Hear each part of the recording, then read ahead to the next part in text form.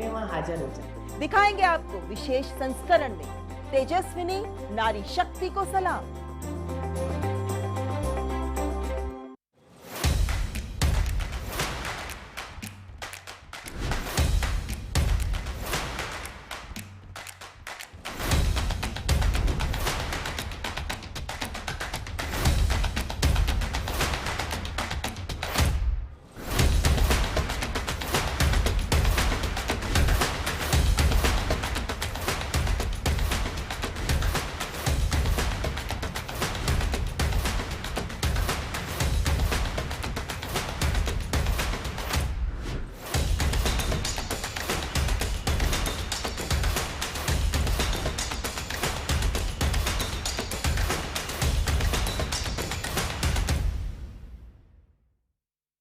नमस्ते लैंड, मरहबन इलल हिंद, जरी इंडिया, सलाम इंडिया, नमस्ते इंडिया, नमस्कार Bharat,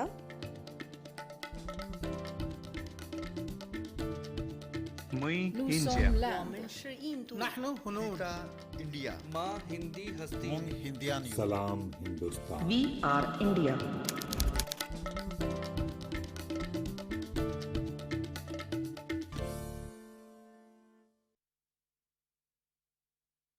DD free dish, Bharat की एकमात्र फ्री डीटीएच सर्विस। अब देखिए आपके अपने पसंदीदा channel DD news channel number 1 पर, डीडी नेशनल चैनल नंबर 2 पर, डीडी भारती चैनल नंबर 60 पर और डीडी इंडिया चैनल नंबर 84 पर। डीडी फ्री डिश, मनोरंजन का संसार सीधे आपके द्वार।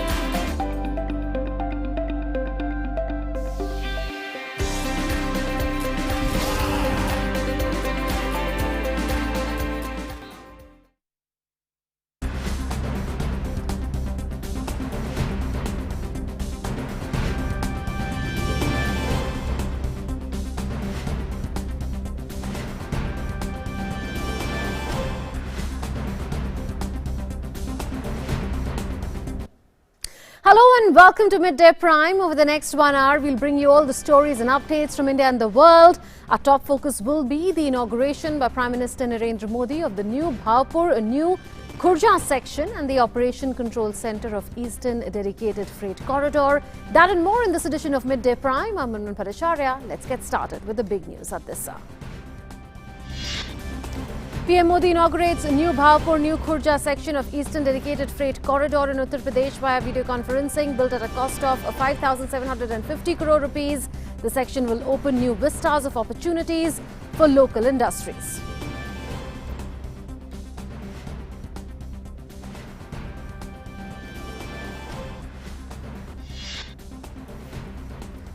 PM Modi says freight corridor will be significant for Atmanirbhar Bharat, be it traders, farmers or consumers, everyone will be benefited. Adds that the earlier focus was only on increasing the number of trains with electoral benefit in mind, and focus was not on investing in track infrastructure.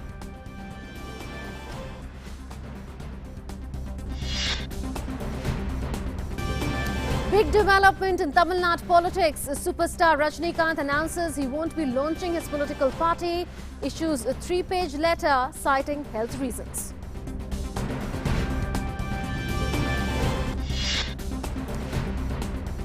Six returnees from the United Kingdom kept in isolation after they were found COVID positive with the new mutant strain of the virus that causes COVID-19. Close contacts put under quarantine. Comprehensive contact tracing initiated for co-travelers, family contacts and others.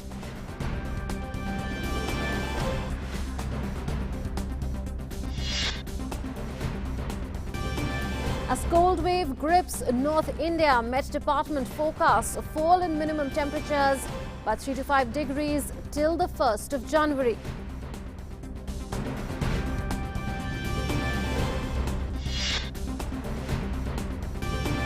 And in cricket, India wins the Melbourne Test against Australia, chasing 70 runs target. Australia bowled out for 200 in their second innings. India levelled the series 1-1 in the 4-match Test series.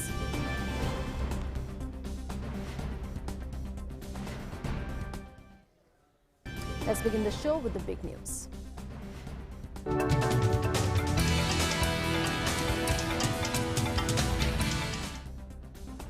Prime Minister Narendra Modi flagged off a freight train between New Bhaupur and New Khurja of Eastern Dedicated Freight Corridor.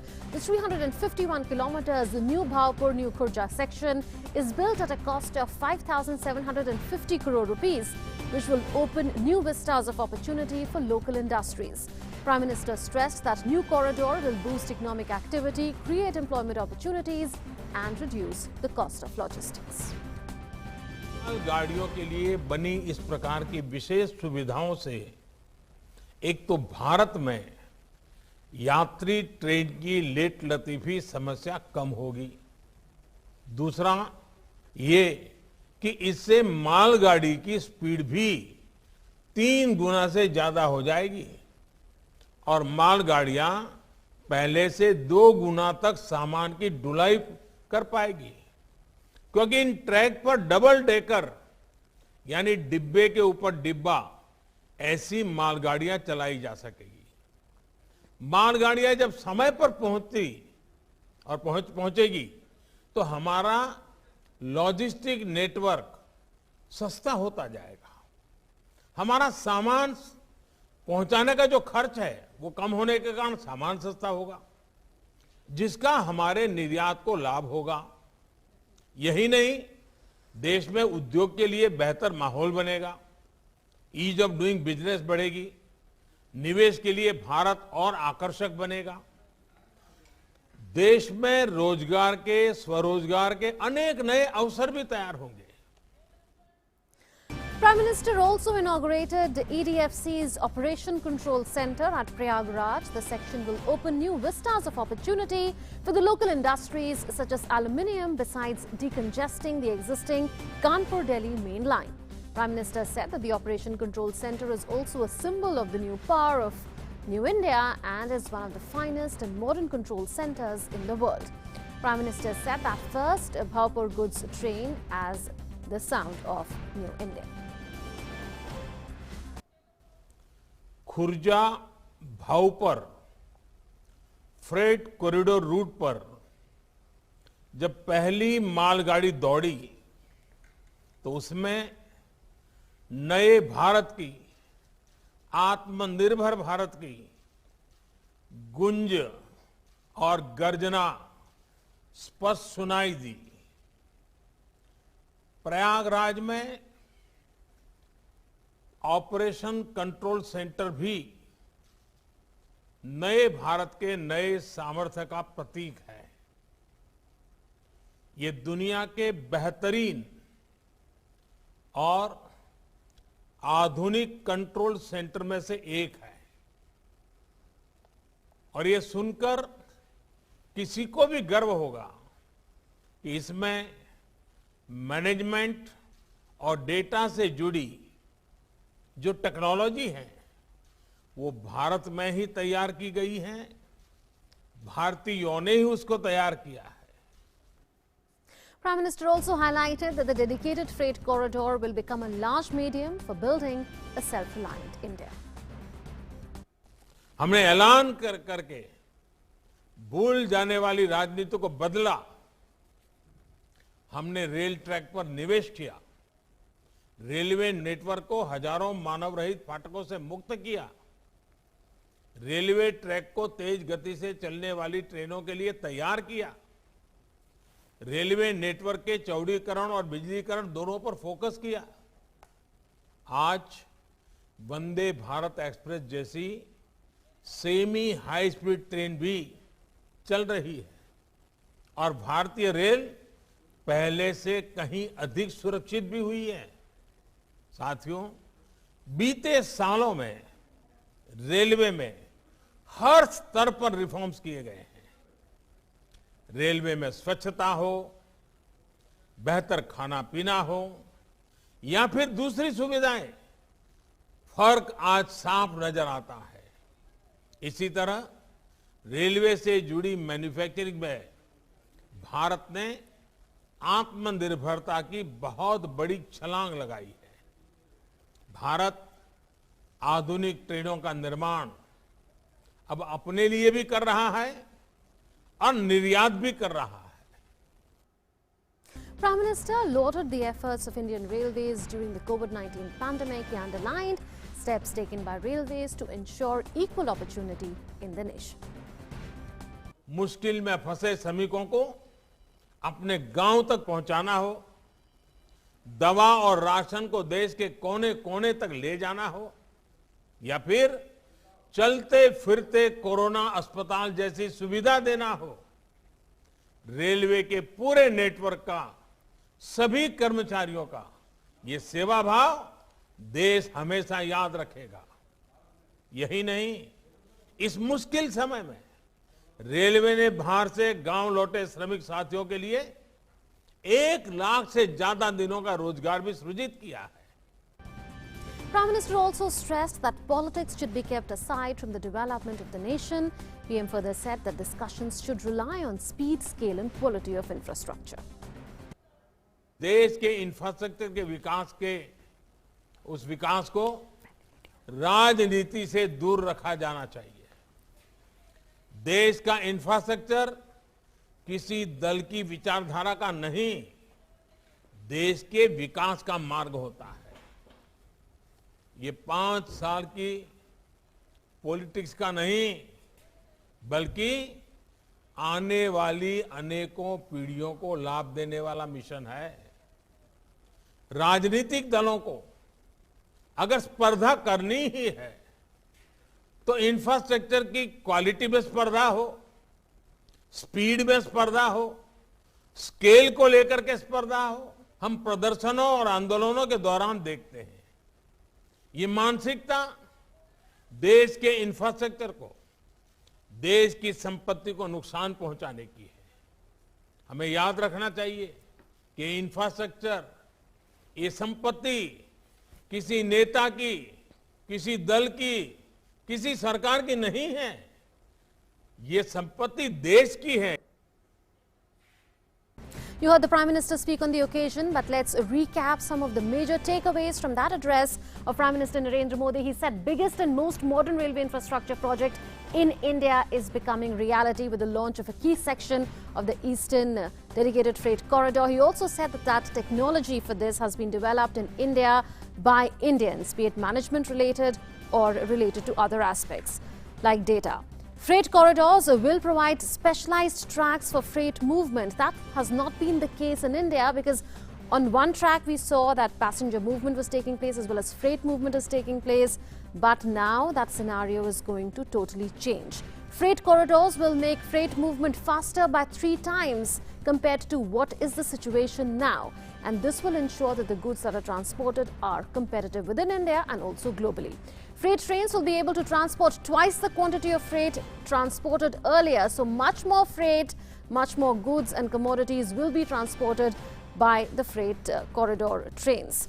Double-decker freight trains planned. So you can imagine that the quantity is going to at least double with double-decker freight trains. So much more material can be transported in less time. Faster freight movement will reduce cost of transportation and commodities. So cost of transportation and cost of commodities will go down. And that is how the goods and commodities will become more competitive. Having said that, there's more the Prime Minister said. He said faster freight movement will attract investment and make goods globally competitive. So when there is faster freight movement, India will become more attractive as an investment destination. He said that local producers and industry will benefit from faster freight movement. So he said that local producers from all across country and industry will stand to benefit as raw goods will reach them faster and they'll be able to transport finished goods faster.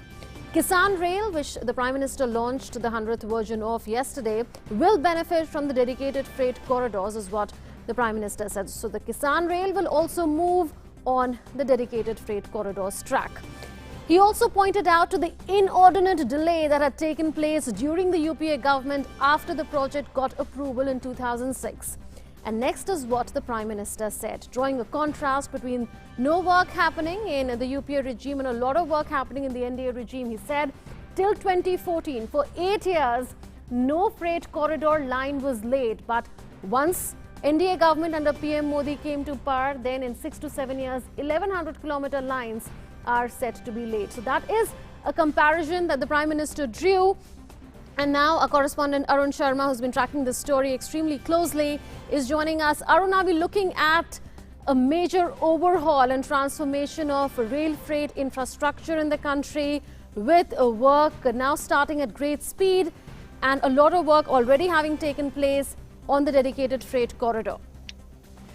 Absolutely. So yesterday we saw that Prime Minister Narendra Modi flagged off the 100th Kisan Rail, which is giving a bigger market and, of course, a faster access of their farm produce to various other markets. Now, today it was all about the freight corridor as to how can the freight movement in our country can be, given a major push. We know this fact that this freight corridor projects were given approval in 2006, but till 2014, not even a single kilometer of freight could be built. Most of the things were, were hanging in the files only. But it was the Prime Minister's office that was constantly monitoring.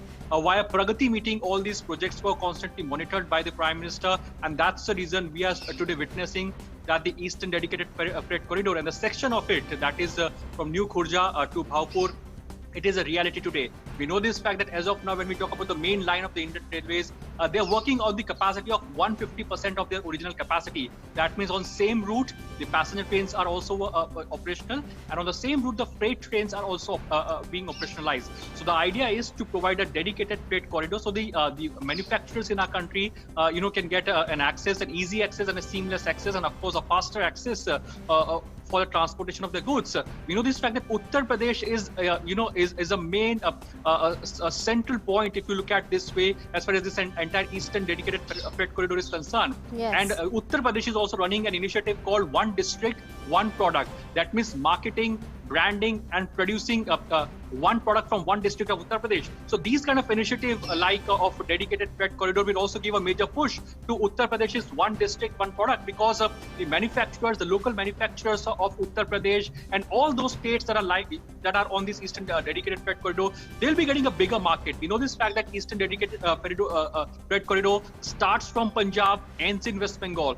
It also transverses from Haryana, Bihar, Jharkhand, Uttar Pradesh. So all these bigger states will be getting a big market, and of course an interstate movement will become very much cheaper and economic in nature, because logistical cost is something that any of the merchant or primarily a business person or an MSME or any kind of manufacturer would like to save upon. And because of this Eastern Dedicated Freight Corridor, we know this fact that logistical costs will come down, and that will give a big market. And of course, as far as exports are concerned, we'll be in a position to export at much competitive rate. Yes, and that's the reason it will also give a major push to the Atmanirbhar Bharat. So yes, indeed, it is because of the mega initiative by the government, be it the airways, be it the railways, be it the highways, be it the waterways. The government is focusing upon providing connectivity in all these spheres, so that infrastructure development can truly happen by providing or by giving a major push to the connectivity project. So indeed, it's a game changer as far as Eastern Dedicated Freight Corridor is concerned. Yes, Arun, the Prime Minister also inaugurated an Operation Control Center in Prayagraj of the Eastern Dedicated Freight Corridor.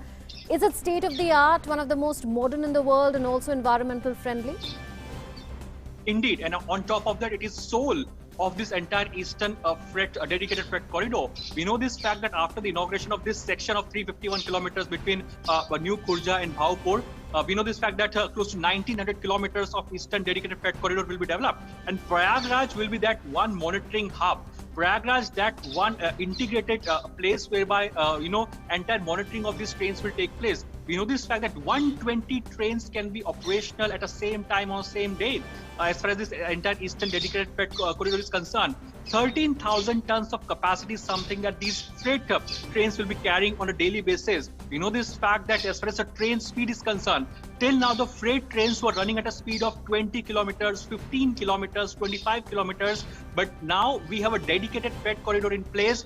So to monitor the high-speed freight movement, it is very much important to have a smart, technologically upgraded, and of course state-of-the-art monitoring center in place. And Prayagraj is that place where the monitoring of all these trains will take place. We know this fact that as of now the freight trains primarily, that Prime Minister even that inaugurated today, the flagged off today, a 1.25 kilometer long train. The speed that they can achieve is approximately 80 to 100 kilometers. So you can understand the fact that how faster the logistical movement will take place. It will be economic in nature, and that's the reason the state-of-the-art, Asia's biggest monitoring center, is in place in Prayagraj. It is also give employment to the local youth over there. It is also going to give a major push to the infrastructure.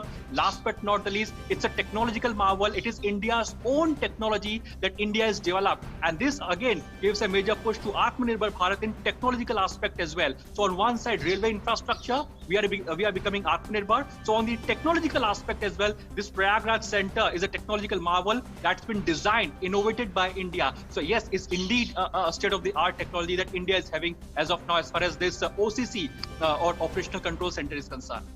Arun, the Prime Minister said that in the next few months, 1,500 kilometers of Eastern Dedicated Freight Corridor lines would have been laid, and no work in terms of lines laying was done during the UPA government. Is there a timeline that the government is following for this project?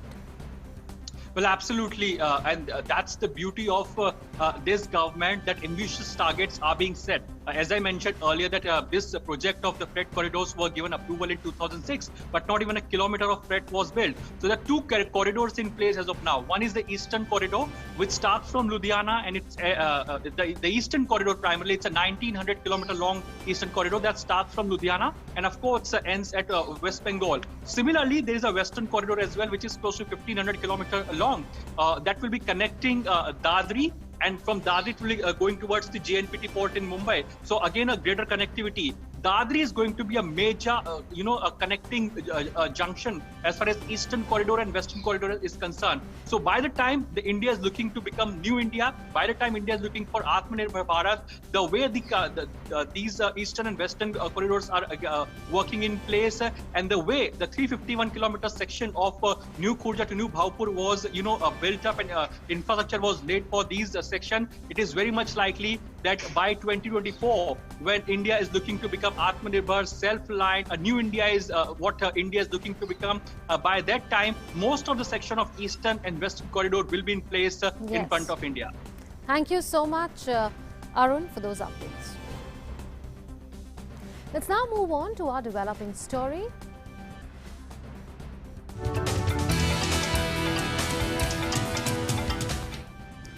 The Government of India has taken cognizance of the reports of the mutant variant of SARS-CoV-2 virus reported from the United Kingdom and put in place a proactive and preventive strategy to detect and contain the mutant variant. A total of 6 samples of 6 UK returnee persons have been found to be positive with the new UK variant genome. All these persons have been kept in a single room isolation in dedicated healthcare facilities by respective state governments. The close contacts have also been put under quarantine. Comprehensive contact tracing has been initiated for core travelers, family contacts and others. Genome sequencing on other specimens is going on. From the 25th of November to the 23rd of December, about 33,000 passengers disembarked at various Indian airports from the United Kingdom.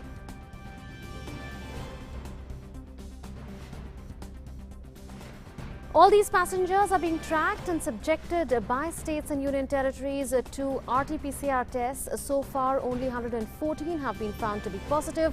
The situation is under careful watch and regular advice is being provided to the states. And now for analysis on this, Dr. Raman R. Gangakhedkar, Dr. C.G. Pandit, National Chair of ICMR, is now joining us. Welcome, Dr. Gangakhedkar, to Midday Prime. How do you look at the efforts that the centre has put in collaboration with states and union territories for detection, surveillance and for testing as well as contact tracing of people who have come in from UK into India? I think this is an excellent comprehensive effort that the government has put in. The government has ensured that those who arrive from UK, those who have arrived in last 15 days from UK, all of them would be screened. They have also ensured that those who are screened and turn out to be positive, they would be isolated. The contact tracing essentially would be done. This will ensure that, and on top of it, you have almost 7 days ban on travel from UK to India with respect to those airlines as such. The result is every effort is being made to ensure that the variant does not come into India.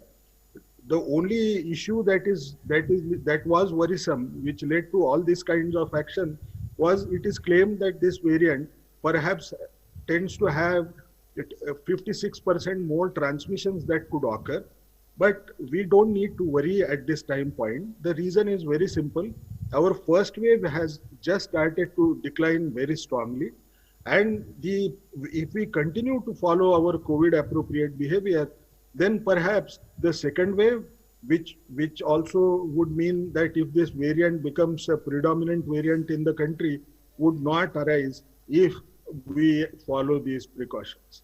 Dr. Ganga Khetkar, is it also the responsibility of people to report to local authorities or state authorities or say ICMR or the Union Health Ministry if they have returned from UK or if they've come into contact with UK travellers and if they think that they are not well? Absolutely. I think it is extremely vital that people should also feel that it's not only the government which is responsible to maintain health of people in the country, but it is also our own responsibility. We should report ourselves to the health ministry so that contact tracing, appropriate contact tracing can be done. Those who require testing would also be tested and then isolated. I think it is essential because this message has to go a little strongly to my mind. The reason is we keep on hearing about news stories that are coming up that 5 or 6 people tried to evade and they went to different places without getting tested or isolated. Now, this is not a good thing to happen. I think all of us should act as responsible citizens and help the government in containing the spread of this infection. Dr. Ganga Khetkar, we hear about mutations of viruses over and over again. For the common cold virus also, we know that a lot of mutations have taken place and perhaps vaccines have had to be modified in the past. But as far as this strain is concerned, what would you say about the impact that this could have on COVID-19 vaccines? A lot of vaccination the world over is on. India is also about to start the COVID-19 vaccination drive. Will there be any impact on vaccines or vaccination? Probably not. No, one thing which we have to understand is there is a mutation that has occurred in one of those sites in the gene which encode for a spike protein. Now, if only one mutation has occurred, you don't expect that vaccines will not work. The reason is very simple. All the vaccines which we have shortlisted, these vaccines are the ones which will have complete gene sequence of the entire spike region, spike protein as such. And the result will be, even if there is a small change in one of those sites, it's not going to affect because the other protein components which lead to immune response would still be there to ensure that our body reacts favorably against this particular infection and ensure that we will be protected as such. So there is no reason to worry with respect to the vaccines that we are likely to use in India. Dr. Khetkar, even in the case of SARS-CoV-2, a lot of mutations have taken place, but this particular mutation was said to be significant because of the higher transmissibility that you spoke about. Are mutations normal and when do they become significant? Yeah, mutation is a normal phenomenon. As I keep on saying, one of the things which we have to recognize that human beings and the battle with the organisms is a common thing that has been happening for centuries. No, each one of them want to survive. Naturally, you will find that even the organisms would like to adapt to a situation that perhaps would arise because of my immune response or discoveries related to drugs. So mutations are bound to occur. But these, not all these mutations are likely to lead to severe disease, because the organism also understands one thing, that if I kill the human being by being more virulent, then it's also a death sentence for that organism. It will not be able to find different bodies in which it can live. Therefore, more often than not, it increases transmission efficiency, but does not lead to increase in virulence. Now the issue that tends to come, why are we worried about this mutation? So far, if you see globally, there have been many mutations that have occurred in SARS-CoV-2 also. But these mutations which were occurring were not occurring in the spike protein. Spike protein is the most important component which has been found to be immunogenic, and this entire spike protein gene is part of the vaccine, and therefore there is a worry that N501Y mutation which is occurring in the spike protein, can it cause a problem? It is not going to cause a problem. But if you accumulate more mutations in the spike protein, then there could be a risk that it can affect the vaccination program. As of now, there are only two major important mutations which have been noted so far. One is the one which we talked about, and there is a gene deletion at 69/70 site. Now that's something which is little worrisome, but none of them, as of now, appear to threaten any vaccination program anywhere in the world at this point in time. Thank you so much, Dr. Ganga Khetkar, for joining us with your inputs and analysis. Let's move on now and give you some update on COVID-19 from across the country. India has scaled a significant peak in the fight against the global pandemic. The country has reported a trend of sustained decrease in the number of active cases. India's total active cases have fallen further to 2,68,581. India's active caseload stood at 2.63% of the total positive cases. 24,900 people recovered and were discharged in the last 24 hours. The total number of recovered cases has crossed the 98 lakh mark and stood at 98 lakh 7,569. The gap between recovered cases and active cases that is steadily increasing presently stands at 95 lakh 38,988. The difference in the new recoveries outnumbering new cases has also improved the recovery rate to 95.92% today. This difference is continuously growing as recoveries outpace the daily new cases. Meanwhile, rigorous testing has been going on across the country. According to ICMR, 16 crore and 98 lakh and 1,749 COVID-19 tests have been conducted till the 28th of December. On Monday, 9 lakh 83,695 tests were conducted. The Ministry of Home Affairs has extended the guidelines for surveillance, containment and caution up to the 31st of January 2021. While there has been a continuous decline in the active and new COVID-19 cases, there is a need to maintain surveillance, containment and caution, keeping in view the surge in cases globally and the emergence of a new variant of the virus in UK, says the Home Ministry. Accordingly, containment zones continue to be demarcated carefully. The prescribed containment measures should be strictly followed within these zones. COVID-19 appropriate behavior has been promoted and strictly enforced, and standard operating procedures have been prescribed in respect of various permitted activities, followed scrupulously.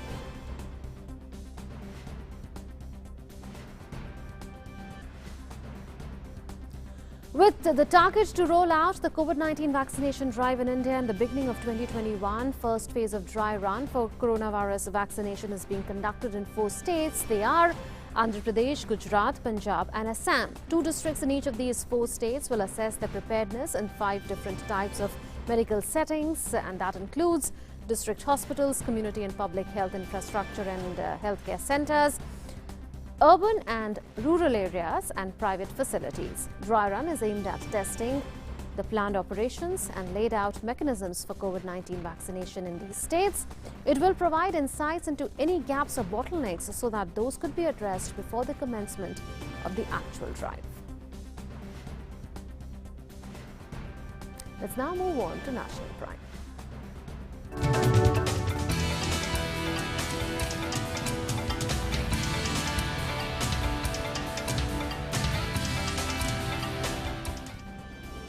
Actor turned politician Rajnikant, who was set to make an important announcement regarding the launch of his political party on the 31st of December, has made a U-turn. The Tamil superstar has now announced that he will not join politics. Making the announcement today, Rajnikant cited his health condition as the reason for not taking the formal political plunge. Rajnikant said in a statement posted on his Twitter account that he sees as a message from God what happened during the shooting of his upcoming film, Anathi, and the subsequent health care. Rajnikant was hospitalized in Hyderabad last Friday after his blood pressure fluctuated. When doctors found nothing alarming with the superstar's health condition, he was discharged on Sunday.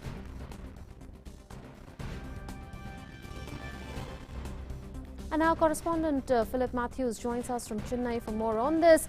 Philip, is it now pretty clear with the statement put out by Rajnikant on his Twitter handle that he will not be formally entering politics, and the launch of the political party that was expected to happen formally on the 31st of December won't happen now? Philip, are you with us?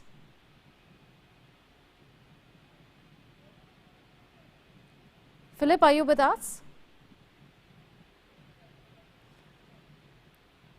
So the story that we are tracking at this point in time is that Rajnikant has announced that he will not be contesting polls and he will not be formally launching his political party, and that was a statement that he had put out on his Twitter handle. A 3-page statement was put out by Rajnikant on his Twitter handle, and there was a lot of speculation on his political entry ahead of Tamil Nadu Assembly polls, but it now turns out with that message that he has put out, or is that statement that he's put out on his Twitter handle, that he won't be launching his political party formally anytime soon. Let's move on now. Union Earth Science Minister Dr. Harshvardhan virtually inaugurated the newly established Indian Met Center in Ladakh today. The new Met Center will provide all information relating to weather and climate for the entire Ladakh region, including far-off places like Changthag, Nubra, Zanskar, Zojila and Dras. Union Minister also launched a Digital Ocean, a first-of-its-kind platform for ocean data management, and contributes to the Digital India program to transform India into a digitally empowered society and knowledge economy with a vision of Atmanirbhar Bharat. Joining me is Union Minister Dr. Harshvardhan to talk about two important initiatives by the ministry. The first was IMD's Met Center in Ladakh, as well as the Digital Ocean initiative by the ministry. These two initiatives are considered to be path-breaking effort. What do you have to say about first about the Ladakh? I think this is going to be a major achievement, not only for IMD but for the people of Ladakh also, because they face so many adverse weather events, avalanches. Center set up there will give them weather forecasts for 3 days, 12 days, and even for long range forecasts like 1 month, and also for some of these tourist destinations there. So it's going to be a very aggressive and very positive exercise for the people of Leh and Ladakh, and it goes in tune with the overall vision of the Prime Minister, because last 1 year we have seen that so many developmental activities on so many fronts have happened in Jammu and Kashmir as well as in the district of Ladakh. Digital Oceans are also is going to be another great effort from the ministry. Digital Ocean that they have created, which will compile all the related information from all the relevant sources within the ocean and within the laboratories from all across the country, and more particularly around the rim of the oceans. I think this information is going to be very, very crucial and very, very useful. And when this whole information is collated together and made available and accessible to people and the scientists and the younger brains in one single go from one place, that's going to be the real scientific and technological use of data. Appreciate your time. So that was Union Minister Dr. Harshvardhan telling us about the two initiatives. The first was IMD Center at Ladakh, as well as the Digital Ocean initiative from the ministry. With camera person Arki, this is Tapush Bhattacharya, DD India, Delhi. According to the Met Department, under the influence of western disturbance, scattered rainfall or snowfall is very likely over Jammu, Kashmir, Ladakh, Himachal Pradesh and Uttarakhand on Tuesday. Cold wave to severe cold wave condition is very likely at some places in Uttarakhand, Punjab, Haryana, Chandigarh and Delhi, with fall in minimum temperatures by 3 to 5 degrees Celsius during the next 3 days. The Weather Department also forecast dense to very dense fog in Punjab, Haryana, Chandigarh, the national capital Delhi. The IMD has issued a warning till the 1st of January as North India will be under the spell of cold wave conditions for the next few days.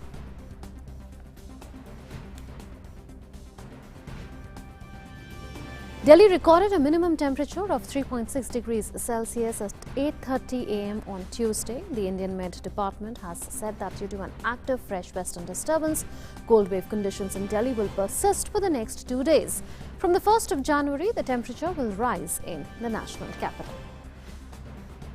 Cold wave condition Delhi में और NCR में हमारे पास बनी हुई है। साथ ही साथ जो पंजाब, हरियाणा और जो वेस्ट यूपी के इलाके हैं वहाँ पर भी कोल्ड वेव की स्थिति बनी हुई है। जो ये सिचुएशन है हमारे पास, जो वेस्टर्न डिस्टर्बेंस पास हुआ है उसके बाद विंड डायरेक्शन में हमारे पास चेंज हुआ है।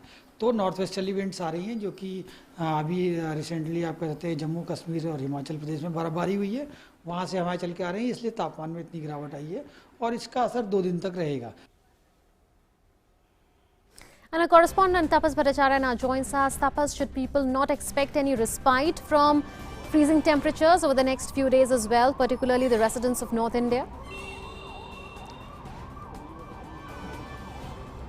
Yeah, absolutely. In fact, in the next couple of days, I expect the temperature to fall by at least 2 degrees Celsius in the northwest as well as in the central India. There are 3 things that are expected in the next couple of days. The first is because of the departure of the western disturbance, there is a vacuum that has been created, and the northwesterly winds have come. And that because of that there is a fall in the temperature because of the vacuum that the western disturbance, because of its departure, has created. There is a vacuum, and because of that the northwesterly winds bring with it the cold wave conditions. Now the cold to severe cold wave conditions are expected in the next 3 days at least, especially if I may say over Uttarakhand, Punjab, Uttar Pradesh, Haryana, Chandigarh, Delhi obviously, and also at around Rajasthan and Saurashtra. So cold to severe cold wave conditions are expected in the next 3 to 4 days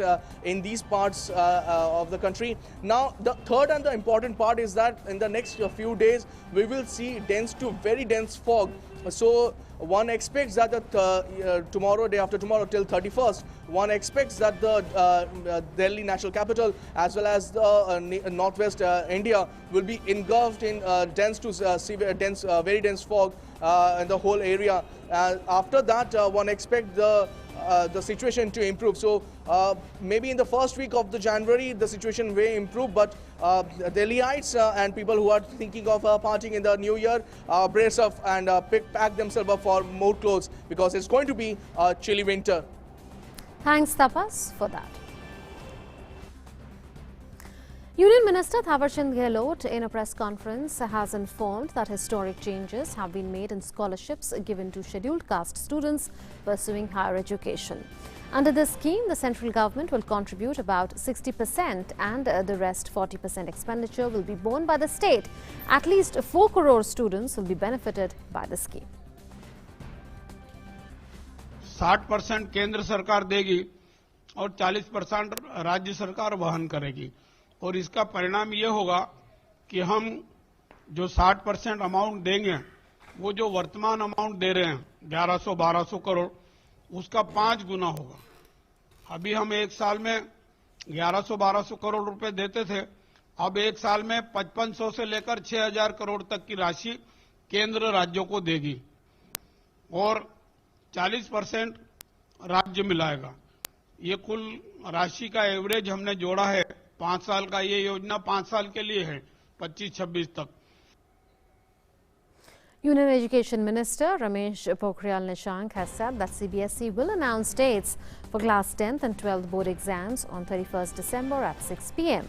In an exclusive conversation with DD News, Education Minister said that students are anxious and confused with regard to the exams, and so exam date announcement will clear the air. He said that students will get adequate time to prepare for exams.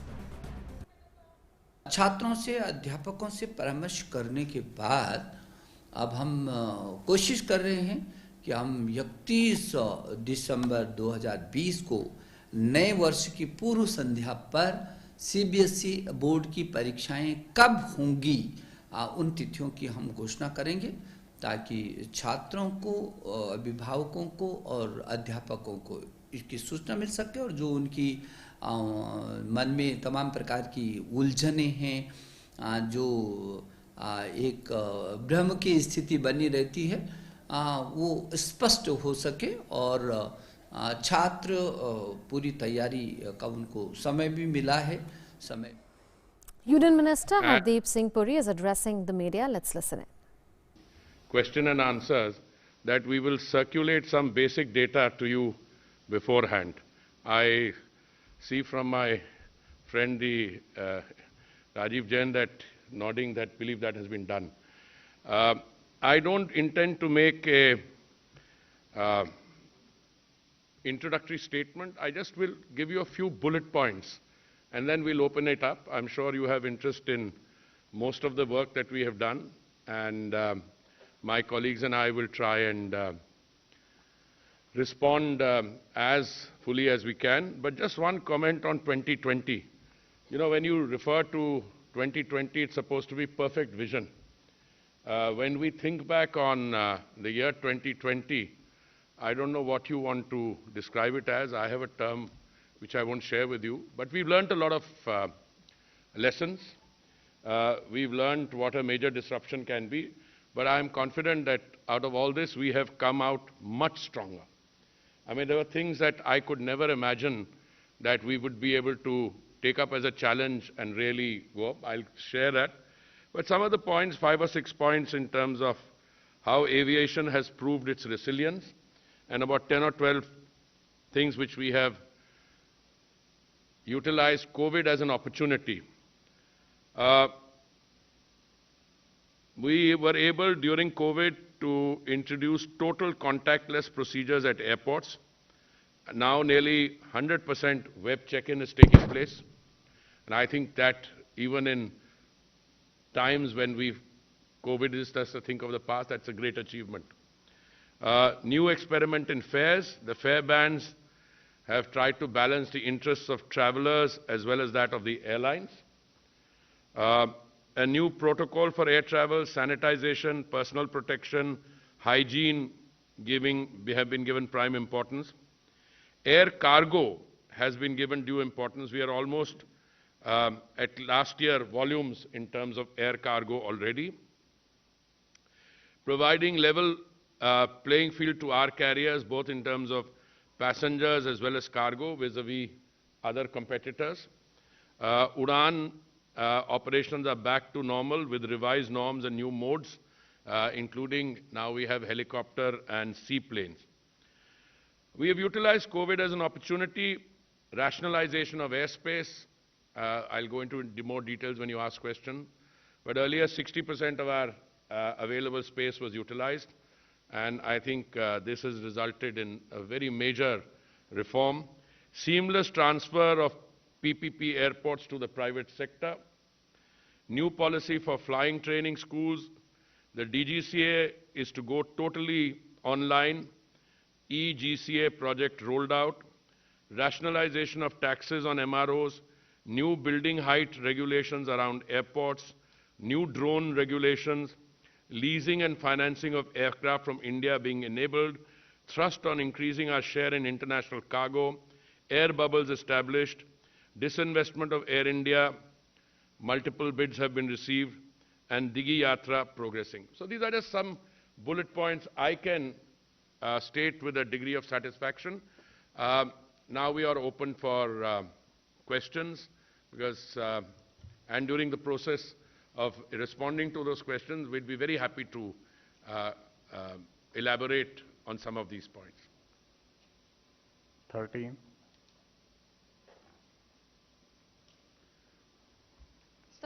From India today. My question is So there you heard Union Civil Aviation Minister Hardeep Singh Puri give highlights of 2020 as far as work done by Civil Aviation Ministry is concerned. He said that there was a new paradigm of work under the Civil Aviation Ministry, with due importance being given to sanitization, total contactless procedures becoming reality, and multiple bids for something like privatization of Air India were also received, and those changes will be built upon in 2021 as well wherever needed. We'll take a break at this point in time in Midday Prime. We'll be back with more.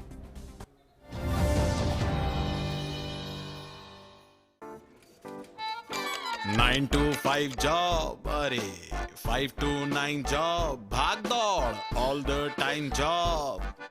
The roaming वाला job, the deadline वाला job, और are you living in the market वाला job? जिंदगी में मौके ही मौके हैं। अपनी मर्जी से जॉब चुनिए और अपनी इच्छा अनुसार कमाइए। बन जाइए LIC एजेंट। ये है जॉब से बढ़कर, ये है करियर इंश्योरेंस। अपना बॉस खुद बनिए, बन जाइए LIC एजेंट। अब लाइफ सेट है। समयोचित उपाय न किए जाएं तो शीतलहर से फसलों की तबाही और नुकसान हो सकता है। अत्यधिक ठंड और घने कोहरे की वजह से फसलों पर कीटों का हमला, फंगल रोग, शीत घाव और झुलसा रोग हो सकते हैं। मौसम विभाग की अग्रिम चेतावनी और कृषि परामर्श सेवा आपकी फसलों की सुरक्षा योजना बनाने में मददगार हैं। शीतलहर के दौरान सिंचाई हल्की रखें और खेत को गर्म रखने के लिए रात भर धुआं बनाएं। निम्न सुरंग तकनीक सुरक्षा प्रदान कर सकती है। पॉलीथीन शीट ढककर पौधों को ठंडी हवा से बचाएं।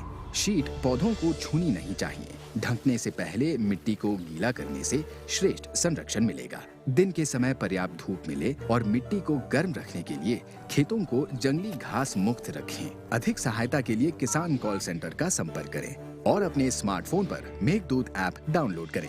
सतर्क रहें, फसलों को सुरक्षित रखें। NDMA एवं IIPHG द्वारा जनहित में जारी। Welcome back in Midday Prime. It's time for news and updates from the world of business.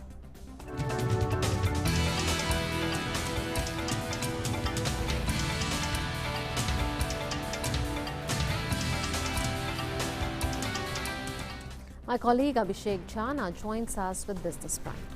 Thanks, Manoon. And to start with this business world, the first news is from the market, how the market is doing. The Indian benchmark indices were trading in the green, but off the record high.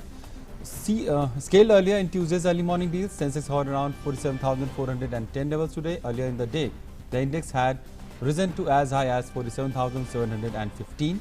The Nifty 50 index also dipped below the 13,900 mark. The Nifty sectoral indices were trading mixed, with the Nifty Bank Index up by 1% and leading the gainers in the broader markets. The S&P BSE mid cap and small cap indices were trading flat. In overnight trade on Wall Street, US stocks indices reached record closing highs. Talking about the oil prices, it has settled up as the sentiment in the crude market has switched from a sell all strength to buy the dip after a bunch of positive triggers started from the Brexit deal, vaccine optimism and positive US crude inventories data. Brent for the February settlement rose 8 cents to $51.37 a barrel on the ICE Future Europe exchange.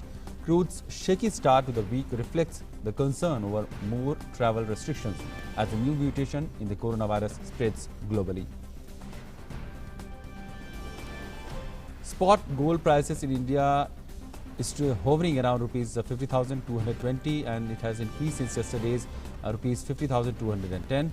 Also, it was above the average gold prices observed this week, that was rupees 49,865 rupees by 0.71%. The Indian spot gold price as of today is rupees 50,220, which grew by 0.02% in global markets. Gold prices moved higher today after a fall in the previous sessions. On MCX, gold futures prices in India jumped by 0.19% to rupees 50,858 per 10 gram. In the previous sessions, gold was up by 1.29% or about rupees 96 per 10 gram. On MCX, silver futures remained stable at rupees 68,560 rupees per kg. Indian rupee has extended the early gains and trading higher at 73.36 rupees per dollar amid buying seen in the domestic equity markets. It opened higher by 6 paise at 73.44 per dollar against previous close of 73.50. The dollar languished nearly a 2.5-year low on Tuesday, with demand for safe havens flagging as US lawmakers pushed forward with a COVID-19 relief package.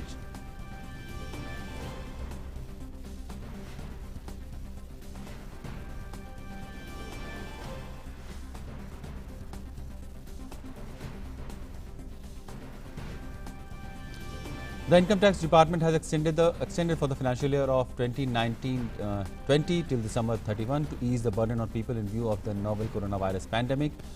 January 31st is the due date for furnishing the income tax returns for taxpayers whose accounts require to be audited, and December 31st, 2020 is the due date for furnishing various audit reports under the Act, including the tax audit reports and report in respect of international or specified domestic transactions. January 31st, 2021 is the due date for the small taxpayers or income tax assessees with tax liability up to ₹1 lakh. Over 4.23 crore taxpayers have filed their income tax returns for the assessment year 2020-21.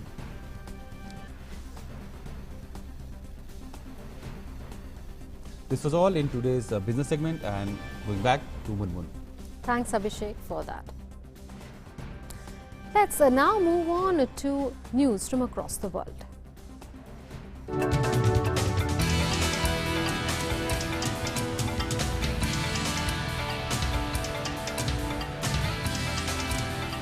COVID-19 pandemic is a wake-up call, experts from the World Health Organization said during the final news briefing on Monday, and said the scientists are learning now how to do things in a better way. The executive director of the WHO's Health Emergencies Program, Mike Ryan, said that the already severe pandemic can be followed by other infections. The comments came as some parts of the world face the mutation of coronavirus.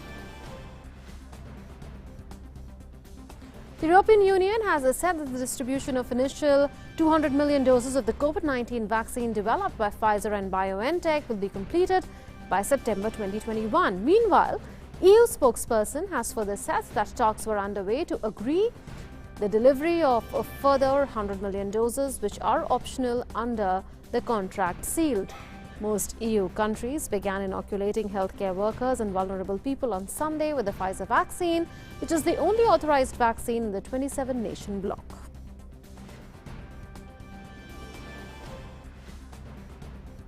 Three new cases of COVID-19 infections were reported in Australia's most populous state of New South Wales, which is otherwise on a downward trend. In Sydney, the cases in its northern beachside suburbs have risen to 129. Amid this, the authorities have asked people to be on high alert. As part of restrictions, the administration of Sydney has scaled back its New Year's Eve celebrations.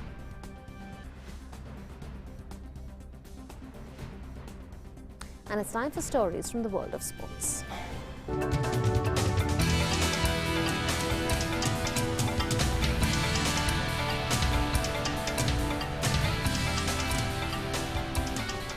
My colleague Sujitra joins us with Sports Prime. Thank you, Munmun. And the big news is India's remarkable win. India defeated Australia by 8 wickets and with a day to spare in the second test in Melbourne to level the 4-match series at 1-1.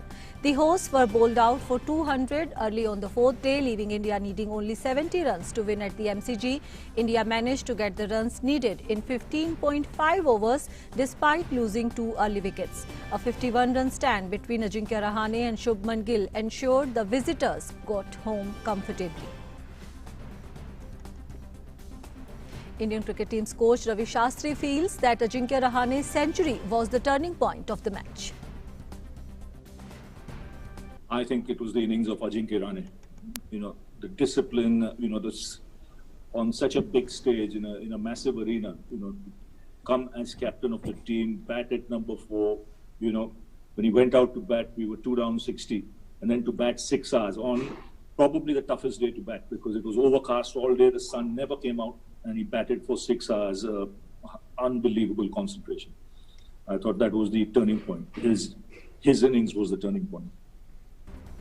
Shastri appreciated standard captain Rahane for his leadership skills. He said his cool and composed nature helped the debutants in the match. he's a very shrewd leader. He has a good understanding of the game, good reader of the game, and I thought his calm composure out there in the middle, helped the debutants as well, helped the bowlers as well. There was a calming influence there, and in spite of losing Umesh, I still thought we did a great job out there. So that was the big news in sports. India defeated Australia by 8 wickets in the Boxing Day test. Back to you, Munmun. Thanks, Suchitra, for that. And a reminder at the end of the show that you may participate in the Flashback 2020 contest on DD News Live. Our Twitter handle is starting from today. Give correct answers and stand a chance to win DD News souvenirs daily. And do remember to keep wearing your masks whenever you step out of your homes. Keep your masks on. And that's it in this edition of Midday Prime. Thanks for watching.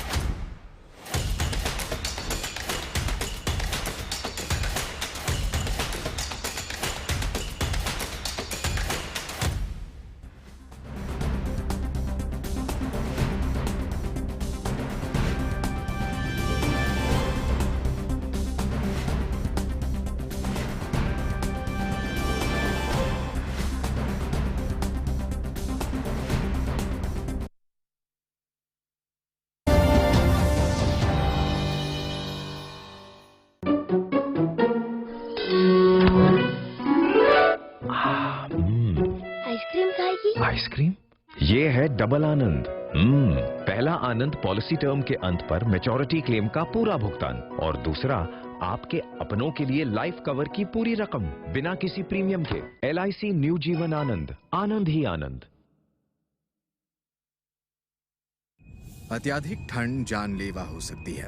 सर्दियों में स्वस्थ रहने की तैयारी करें। शीतलहर के दौरान अखबार, रेडियो, टीवी और मोबाइल पर दी गई चेतावनी से सजग रहें। भोजन, पानी और अन्य आवश्यकताएं संग्रह करके रखें। पशुओं के लिए पर्याप्त चारे का संग्रह करें। ठंड में बाहर जाना कम करें और गर्म स्थान में रहें। शरीर की गर्मी बनाए रखने के लिए सिर, गला, हाथ और पैर ढकें। मुंह ढकने से फेफड़े सुरक्षित रहते हैं। गीले कपड़े जानलेवा हो सकते हैं, तुरंत बदलें।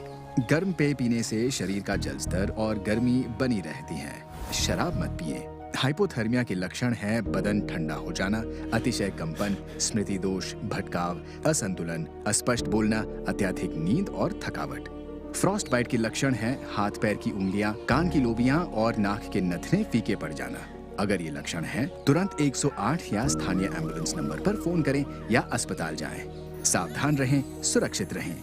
NDMA एवं IIPHG द्वारा जनहित में जारी।